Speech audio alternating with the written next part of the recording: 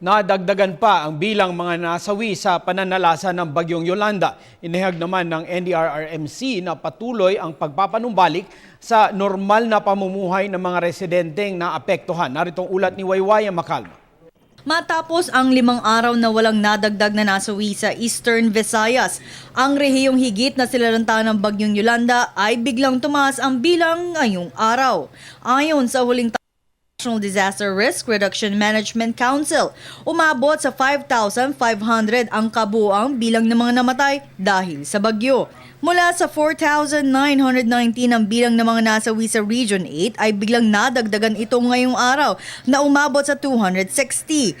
Sa Tacloban lang ay umabot sa 207 ang bilang ng mga nasawi, 45 naman sa Leyte at 7 sa Samar. Hindi lang ang bilang ng mga nasawi ang nadagdag ngayong araw, maging ang mga nawawala at sugatan ay tumaas din. Umabot sa 26,136 ang naiulat na sugatan na tumaas sa higit 500 ang bilang na galing lahat sa Region 8.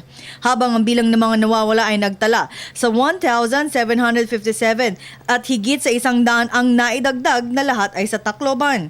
Ayon kay Undersecretary Eduardo Del Rosario, ang Executive Director ng NDRRMC, ang Eastern Visayas ngayon ay unti-unti nang nagiging normal ang kanilang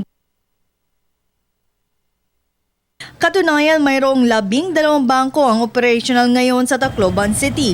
Maging ang ilang drugstores at restaurants ay nagbubukas na rin. Bukod dyan, may mga pampublikong sasakyan na rin ang pumapasada sa ilang lugar sa Tacloban. Maging ang mga istasyon ng radyo ay bukas na. Sa Leyte, nagbukas na ng mga palengke na kung saan unti-unti nang tumataas ang mga karne at manok. Sa ngayon ay nasa 77.8% na ang mga kalsadang nadadaanan. 20 diskwento caravan naman ang naglilibot sa iba't ibang lugar sa Visayas. Samantala, ang Philippine National Red Cross ay gumagamit na ng ibang alternatibong pagkukunan ng kuryente sa kanilang Operation Center sa Tacloban City, na kung saan gumagamit sila ngayon ng solar power. Ito upang magawa na nila ang kanilang dapat gawin tuwing sasapit ang gabi. Ayon kay Edison Enriquez, ang Media Relations Officer ng Red Cross, libreng pinapahiram ang 12 units ng solar power sa Tacloban.